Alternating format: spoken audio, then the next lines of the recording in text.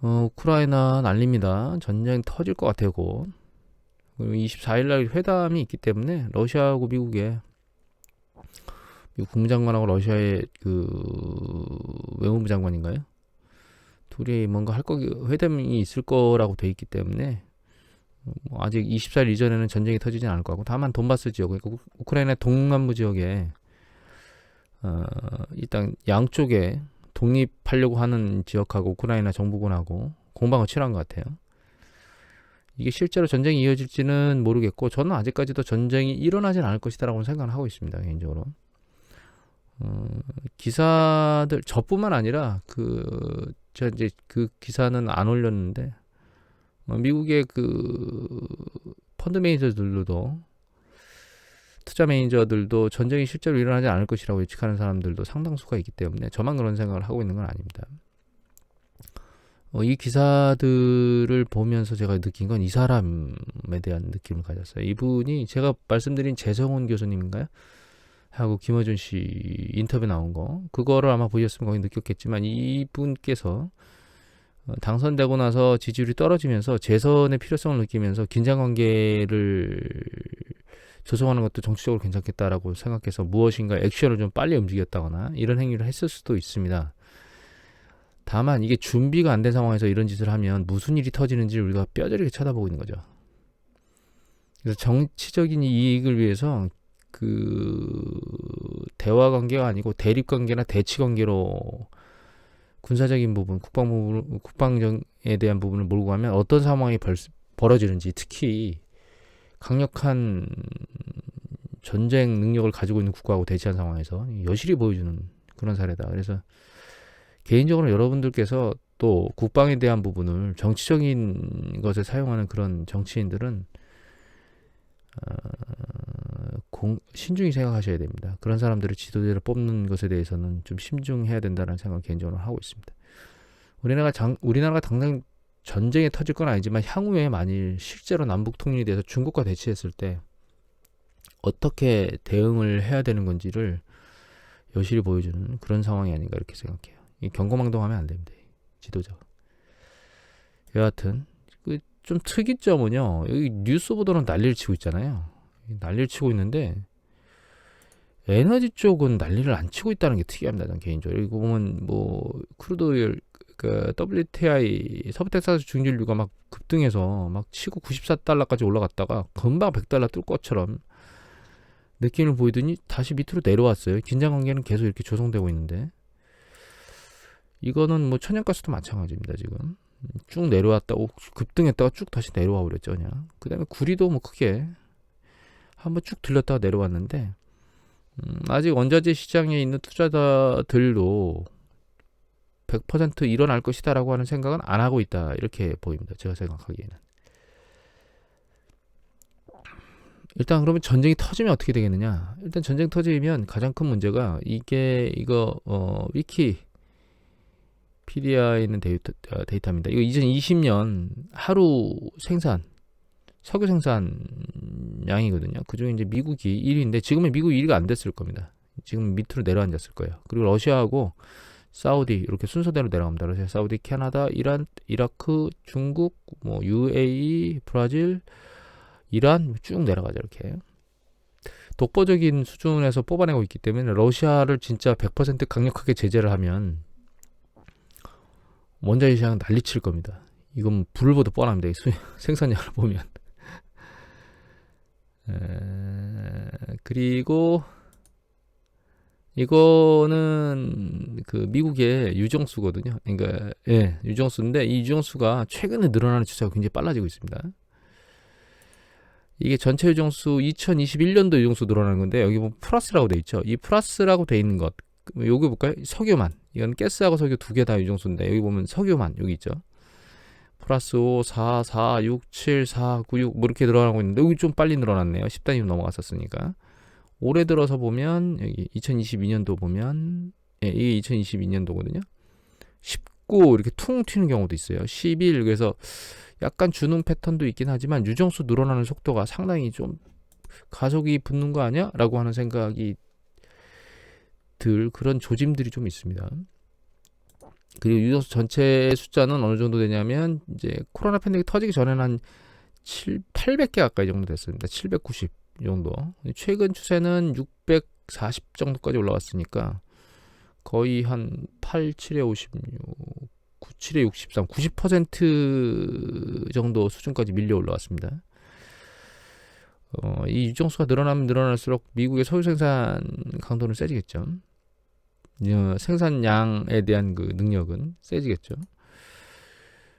아직 미국에서 석유를 생산하는 양 자체가 뭐 유정수가 급격히 줄은 것들도 이미 보셨지만 급격히 줄었죠. 미국의 석유 생산량 자체는 상당히 많이 빠져가지고 아직 코로나 팬데믹 이전으로 회복하지는 못하고 있는 상황입니다. 다만 추세적으로는 상승하고 있고요. 다른 것들을 보면 여기 이거는 사우디아라비아인데 사우디아라비아는 코로나 팬데믹 이전 수준에 거의 육박했죠 지금. 하지만 생산 강도는 아직 높질 않아요. 그리고 여기는 이라크입니다. 이라크는 아직 코로나 팬데믹 이전으로 회복하지는 못하고 있는 상황이고요. 이거는 이란인데 이란은 많이 뽑아내고 있는데 최근은 뭐 수출할 때가 뽑아내도 뭐 수출 제재 때문에 수출할 곳이 아마 없지 않을까. 그래서 이 부분을 해결하기 위해서 열심히 미국이 이란하고 핵 협상을 하고 있는 거죠.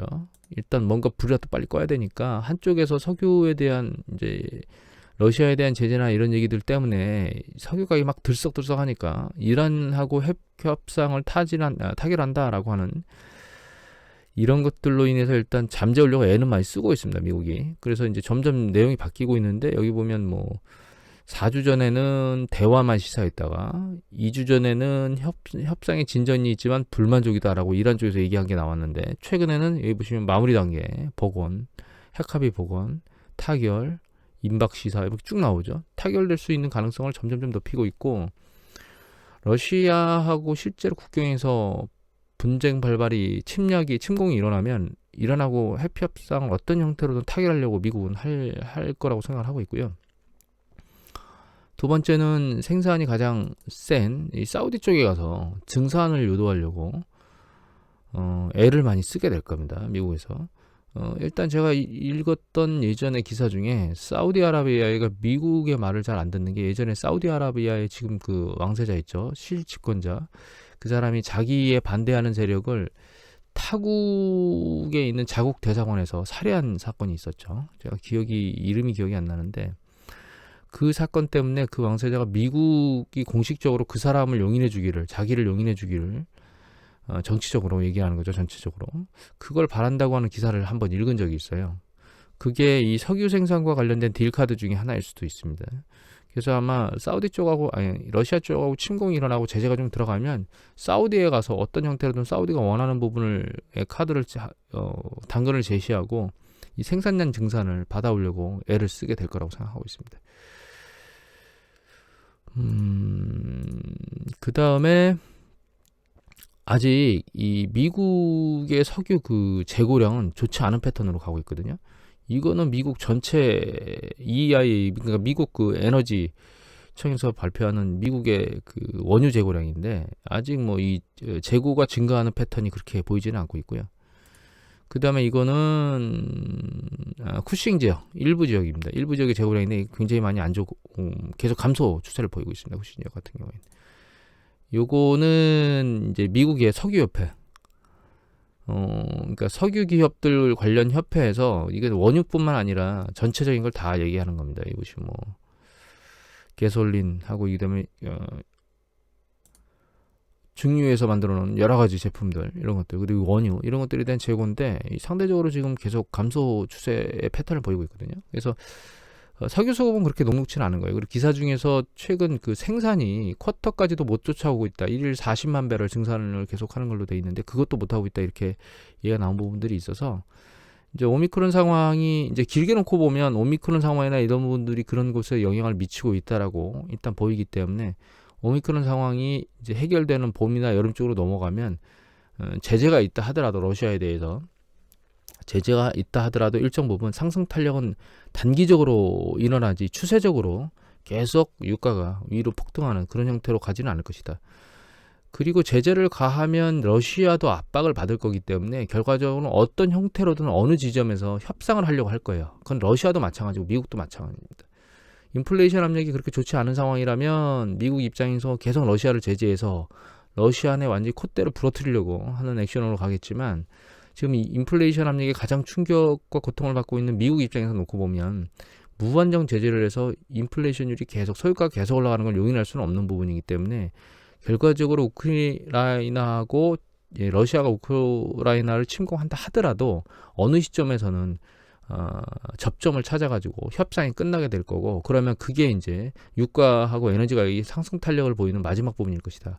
그런 과정이 진행되는 과정에서는 결과적으로 이란 핵 합의도 끝나 있을 거고, 이제 긍정적으로 끝났을 거라고 봅니다. 그때는 저는 개인적으로는. 그다음에 사우디 쪽에 있는 이런 오펙 쪽에 증산을 독려하기 위해서 미국이 어떤 형태로든 액션을 취한 상황에 돼 있을 거기 때문에, 그러면 빠르게 올라갔던 유가가 또다시 빠르게 하락할 수도 있다. 이렇게 개인적으로는 생각하고 있습니다. 문제는 그런 상황이 발생했을 때 시장은 어떻게 움직일 것이냐라고 하는 부분이거든요. 그래서 그 시장에 대한 부분은 이제 일단 1, 2차 오일 쇼크 때를 우리가 보면, 그러니까 물가가 유가 때문에 퍽퍽 폭등했을 때 전반적인 상황이 어떻게 됐을까라고 하는 부분을 보면 되겠죠. 그래서 이제 그걸 보는 겁니다. 여기 잘 보시면 석유 유가가 여기 한 3달러대, 배럴당 3달러대에 있던 것이 73년도 후반부 가면서 이게 퉁 튀어서 4달러대로 올라가는데, 74년 초반 1월달 되면서 이게 갑자기 4달러대에 드는 게 10달러로 퉁 튑니다. 그리고 후반에 가서는 11달러대까지 올라가요. 그러니까 73년도 한 중후반부터 74년대 후반까지 이렇게 놓고 보면 이게 한 3달러대 든 게 여기 보면 11달러까지 올라갔으니까 3, 3은 9, 3배죠. 3, 55, 여기면 3.5니까 3, 3은 9에 3, 55 하면 10.5달러거든요. 근데 이 11달러니까 3배가 넘는 수준까지 단번에 올라갔거든요. 요 시기의 패턴을 요걸로 놓고 보면 지금 요게 빨간 게 이게 물가상승률입니다. 그래서 여기 보면 73년도 여기 빨간 겁니다. 요 73년도 지나고 나면서 물가상승이 쭉 올라가죠. 빠르게 올라갔고, 그 다음에 두 번째 탄력을 받은 게 여기 보시면 79년도입니다. 79년도 들어가지고 팅 올라가면서 79년도 쭉 봄질하면서 쭉 빠른 속도로 올라가죠. 그래가지고 80년도 5월달에 정점을 찍는데 79년도 이전에가 14달러예요. 그러니까 그 뒤로도 유가는 11달러에서 14달러까지 조금씩 올랐는데, 이거는 여기서 단번에 튄 거에 비하면 진짜 조적절이죠. 세월핀데 여기서부터 다시 또 한번 대규모로 튄 게 14달러 때부터 39달러 때까지 튀었으니까 이때는 3배까지는 못 가고 28, 한 42니까 한 2.5배 좀 넘는 수준까지 팡 튀었어요. 그러니까 실제로는 1차 쪽에서 세게 튀었고, 이 이전에는 상당히 낮은 수준에서 유가를 사용하고 있던 국가들이겠죠. 유가 거의 움직임이 조정이 없이 계속 움직였으니까 거의 바닥에서 계속 있었기 때문에 보시면 유가가 바닥에 계속 붙어 있었거든요. 이 시기는 제가 알고 있기로는 이 유가를 미국의 그 운송협회든가 철도운송협회든가 거기서 아마 결정했었을 겁니다. 고정 형태로. 그런데 오펙 플러스에서 오펙에서 딱 뭉쳐가지고 자기네들이 유가를 결정하겠다고 반기를 든 게 이 시기죠. 여하튼 그래서 결과적으로 이때 상승 탄력이 이쪽보다는 훨씬 더 증가율이 높았고, 이 이전에는 석유로 그냥 물처럼 쓰던 국가들이 요 위기 이후에 대응 방안들이 많이 늘어나면서 이거를 경험했던 겁니다. 그래서 잘 보시면, 여기 보시면 유가가 여기 CPI가 퉁 튀었죠. 내려와서 상당히 더 높이 튀었는데도 불구하고 이 CPI 상승률은 얘보다는 상대적으로 낮은 수준에, 그러니까 그 여기서부터 이렇게 뚱 튀어 올라간 거에 비해서 상대적으로 더 많이 올라가야 될 것 같은데 그렇지는 않은, 조금 상회하는 정도 수준까지가 다 올라간 상황이에요.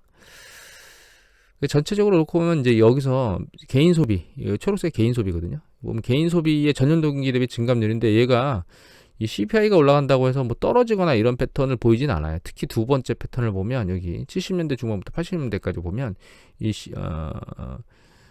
가계 소비 지출, 개인 소비 지출이 증가 추세를 꾸준히 유지합니다. 그 다음에 요 보라색 계통, 이거는 옅은 보라, 이거는 짙은 보라라고 할까요? 그러니까 이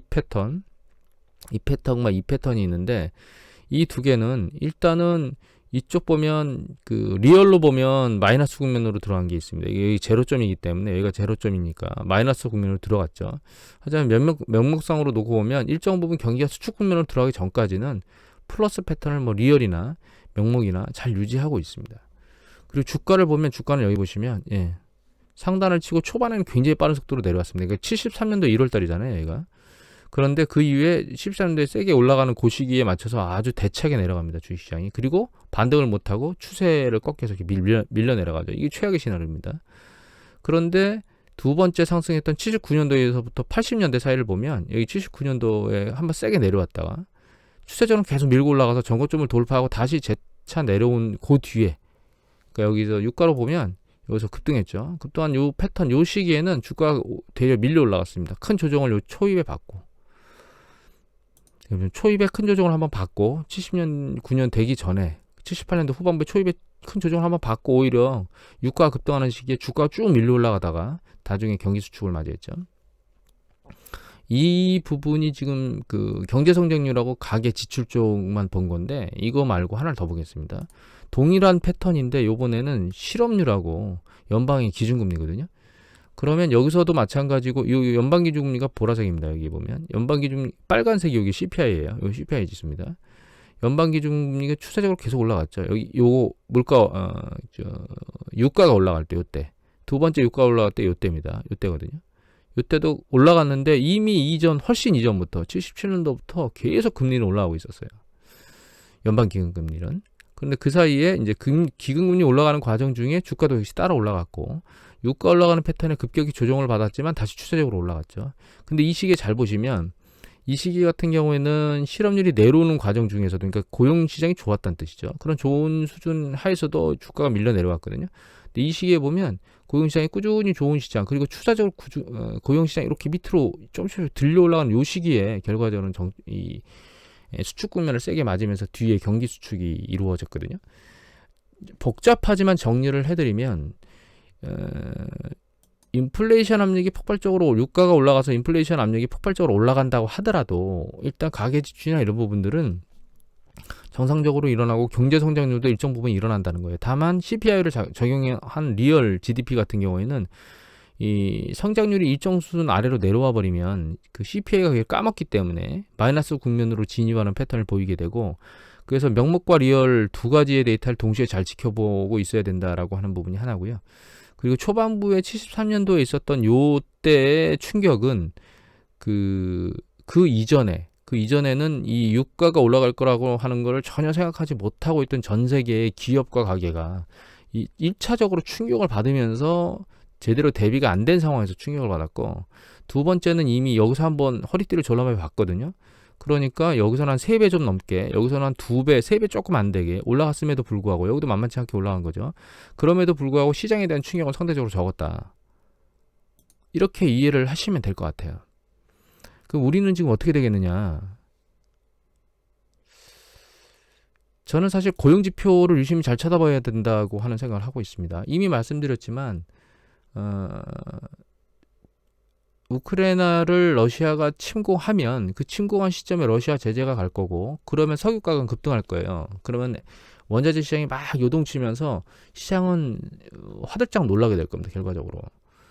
그러면 그 방향이 바로 경기 수축으로 진행되겠느냐? 그건 아닐 거라고 판단을 하고 있습니다. 그 시점에 여러분들 경제 지표들을 유심히 다 쳐다봐야 되겠지만, 특히 고용 지표를 잘 쳐다봐야 된다고 보고 있고, 경제가 물가가 올라가고 이런 과정 중에서도 고용이 잘 일어나고 소비가 잘 일어나는 과정을 거치면 결과적으로 기업 이익은 감소하고 경제 성장률은 떨어지지만 강도가 떨어지는 거죠.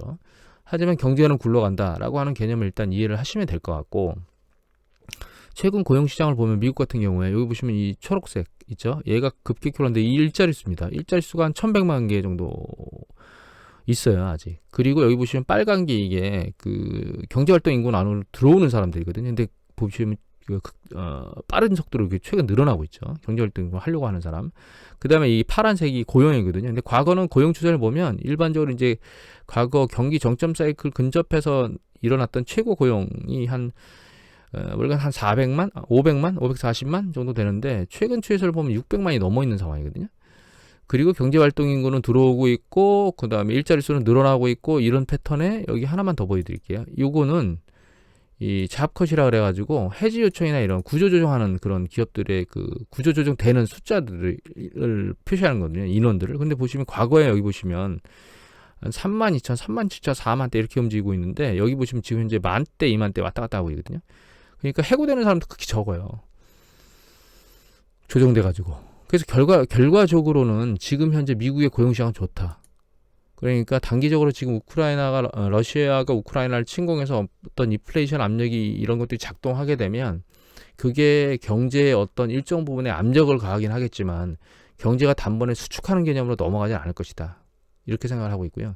그 다음에 오미크론 상황이 사실 전 세계의 그러니까 가계의 움직임들을 다 짓누르고 있잖아요. 그런데 오미크론이 지금 유럽이나 이런 쪽, 미국 쪽 이런 쪽에서 이제 그러니까 코로나 사태를 완전히 그냥 정상적으로 회귀해서 그냥 돌리려고 하고 마스크도 안 쓰고 있다거나 제가 기사 봤는데 어느 국가인지 잘 기억이 안 나는데 최근 어느 새벽에 봤는데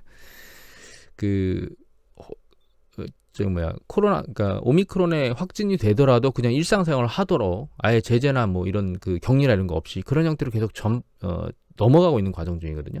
그럼 올 봄이나 여름이 되면 실제로는 과거 패턴 형태로 완전히 넘어갈 것 같습니다. 정상화로. 물론 마스크를 쓰고 정상화로 넘어갈 수도 있고 아닐 수도 있고 혹은 격리를 유지하면서 갈 수도 있고 아닐 수도 있는데 지금 상황을 잘 보면 격리를 유지할 수 없는 상황으로 점점점 넘어가고 있습니다. 사실은. 규모가 점점 발생 규모가 커지고 있기 때문에. 그래서 올 여름께 정도 되면 정말 우리가 코로나 팬데믹 이후에 가장 느꼈던 정상화에 가장 가까운 수준까지 가지 않을까. 그러면 코로나나 이런 상황에서 묶여 있었던 그런 어떤 여러 가지 그 사람들의 욕구, 정상 시스템에서 뭔가 만들려고 하는 욕구들 있잖아요. 뭐 여행을 간다거나 혹은 소비를 한다거나 사람들을 만난다거나 이런 부분의 패턴이 폭발적으로 좀 일정 부분은 늘어나지 않을까. 물론 뭐 완전히 작년에도 일정 부분 했으니까 여행 부분 빼고 나서는 완전히 뭐 폭발적으로 팡팡 터지겠다 이런 건 아니겠지만 정상궤도 수준으로 넘어가면서 경제가 이제 도는 속도는 좀 좋아질 것이다. 이렇게 생각을 하고 있거든요.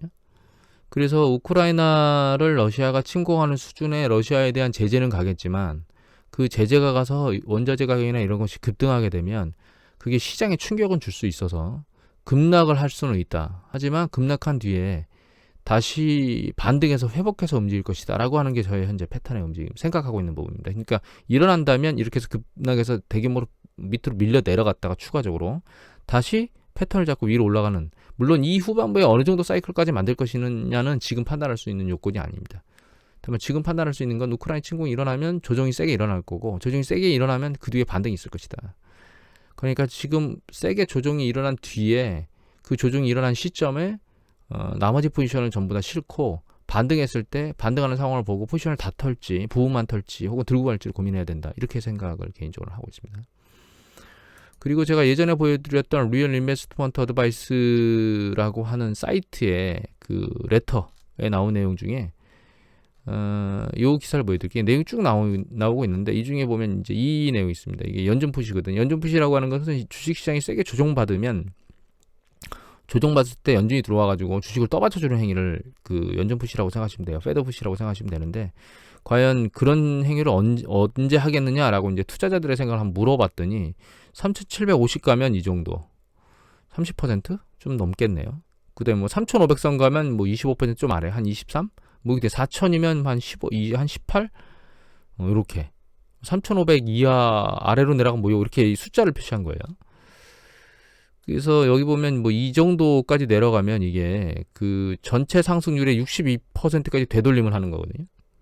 그리고 이게 코로나 팬데믹 직전까지 그 밑으로 내려가는 상황을 보이는 건데 지금 이제 S&P 500 지수 여기 있습니다. 결과적으로는 그 요번에 세차게 그러니까 실제로 우크라이나 침공이 일어나게 되면 거기에다가 요 상황이 연준의 3월달 15일날 16일인가요? 있을 연준의 의사 회의가 있죠. 그때하고 맞물려서 대차게 내려가면 정말 세게 빠질 수도 있겠다라고 하는 생각은 현재 하고 있습니다. 다만 그렇게 내려간 다음에는 반등이 반드시 올 겁니다. 그래서 현금 포지션을 모두 싣고 반등한 뒤에 일단 다 털지 일정 부분의 이익만 빼고 할지는 다시 말씀드린 것처럼 그렇게 조정을 해야 될 것 같고 추세적으로 들고 있을지 그러니까 경기 사이클이 추세적으로 얼마나 길어질지에 대한 부분은 연준의 기준금리 인상 속도하고 그 다음에 그 밸런스 대차 대조표를 줄이는 속도하고 맞물려 있을 겁니다. 그래서 그거는 점진적으로 계속 그 모니터링 해야 될 대상이기 때문에 이 뒷부분의 기간은 향후에 다시 말씀을 드려야 돼요. 그리고 한 가지 또 봐야 될 게 이건데요. 이거는 yarden 리서치에 나오는 내용입니다. 이 초록색은 미국의 주가 수익 퍼배수, 미국의 퍼배수, S&P 500 지수 퍼배수를 역수로 하면 주가 수익 비율이라고 나오잖아요.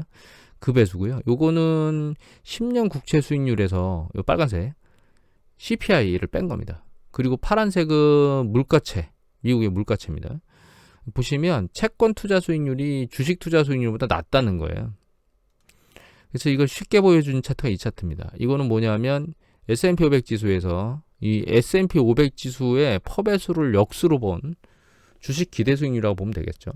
그거에서 리얼 본드, 그러니까 그 실질 본드 수익률을 뺀 건데 어떻게 뺀 거냐면 이 배수에서 주가 수익 배율 역배수에서 그 주가 기대 수익률에서 10년 국채 수익률을 빼고 근데 물가 상승률을 빼면 이렇게 차이가 나는 거예요.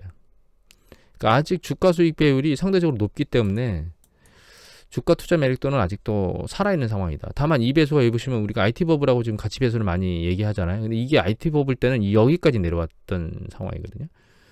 그러니까 거의 주식 투자하고 채권, 그러니까 주식 투자로 얻어질 수 있는 채권, 그러니까 주식 투자하고 채권 투자를 하려면 채권은 안전자산이니까 주식 투자에 대해서 상대적으로 프리미엄이 더 있어야지 투자 매력도가 높겠죠.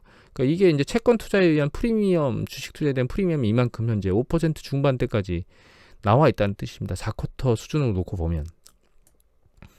그런데 2000년대에는 그 프리미엄이 거의 제로점에 있었기 때문에 가치 배수로만 놓고 보면 뭐 IT 버블 때하고 똑같다, 더 높다 이런 얘기를 하지만 10년 국채 수익률하고 물가까지 반영한 그 채권 주식 투자 수익률을 보면 지금 채권 투자보다는 주식 투자가 유리하다 이렇게 보인다는 거죠. 이거는 투자자들이 어느 것을 선택할 것인가라고 하는 것에 대한 어떤 그런 부분들을 이렇게 판단할 때 일정 부분 반영이 될 수 있는 그런 가치평가 지표이기 때문에 이것도 역시 참고해 보면 주식 투자가 지금 완전히 매력도가 없다? 이렇게 볼 수도 없어요. 다만 한 가지 더 보여드리면 이게 아까 리얼 인베스트먼트 어드바이스라고 하는 요 분께서 올리신 내용 중에 보면 이 밑에 이런 얘기가 나옵니다. 이분은 채권 투자 일부 포지션을 늘리셨는데 10년 국채 수익률 포지션을 늘리셨나 봐요. 근데 잘 보면 이게 10년 국채 수익률이거든요. 그럼 상단을 찍고 쭉쭉쭉 내려오고 있죠. 어떤 추세선의 상단에 있잖아요. 상단이 이제 근접하고 있는데 이분은 무슨 얘기를 하시냐면 채권에 대해서 너무 과매도, 이게 수익률이 올라간다는 얘기는 채권 가격은 떨어진다는 뜻이거든요. 그러면 채권 가격이 떨어진다는 얘기는 채권이 매도되고 있다는 거죠. 그러니까 과매도 된다는 거죠. 이 채권 수익률이 올라가면 채권 가격은 떨어지고 있는데 채권 가격이 떨어진다는 얘기는 매수가 아니고 매도기 때문에 과매도되고 있는 패턴인데 그 과매도 패턴에 근접하고 있어서 향후에 채권 수익률이 정점을 찍고 다시 내려올 것이다. 그러니까 채권을 매집하는 세력이 늘어날 것이다. 이렇게 예측을 하고 계시고 11% 이거는 TLT라 그래서 미국의 그 ETF입니다. 20년 이상 채권 투자하는 ETF인데 얘는 반대로 올라가면 수익률이 나는 거예요. 내려가면 수익률이 떨어지는 겁니다. 위에 있는 거는 이제 수익률이고 이건 TLT의 기준 가격의 움직임이라고 생각하시면 되거든요. 그래서 여기서 이제 올라가던 게 끝나고 채권 수익률이 내려오면서 너무 과하게 올라갔기 때문에 내려오면서 이 TLT가 올라가서 한 11% 정도의 투자 수익률을 얻을 수 있을 걸 기대한다. 이렇게 이분은 설명하신 거예요. 저는 뭐 이분의 그 투자의 패턴에 대해서 옳고 그름을 말하기보다는 여러분들이 혹시나 참고하실 부분이 있으면 참고하시라고 말씀드린 거고, 아직은 채권 투자가 굳이 해야 될 때인가? 그러니까 안전자산으로 자금을 몰아서 해야 될 때인가라고 하는 생각은 안 하고 있고, 여기서도 개인적으로는 이게 이 정점을 뚫고 올라갈 거라고 보고 있습니다. 그러니까 정점을 뚫고 올라가지 못하더라도 여기서 내려오는 강도가 이 상당히 많은 부분까지 내려와 주지는 못할 것이다라고 생각하고 있습니다. 그러니까 무슨 얘기냐면 TLT가 올라가더라도 올라가는 강도가 이렇게 많이 올라가지는 못하고 일정 부분 올라가다가 다시 내려오는 패턴으로 거칠 것이다. 왜냐하면 이 10년 국채 수익률이 단기적으로 많이 오르는 건 많지만 조정받고 추세적으로는 더 올라갈 거라고 보고 있기 때문에 그렇습니다. 오늘 내용이 굉장히 길어졌는데 지금까지 계속 뒤로 미루면서 실제로 침공이 일어나면 어떻게 될 것인가 라고 하는 부분에 대한 얘기를 종합적으로 다 얘기를 하느라고 좀 길어진 것 같아요. 향후에 계속 모니터링을 하면서 필요하면 얘기를 좀 더 얹을 거고요. 혹시나 내용한 것 중에 추가적으로 궁금하시거나 그런 내용이 있으시면 댓글을 다시면 그 부분은 보충하도록 하겠습니다. 오늘 이것으로 마치도록 하겠습니다.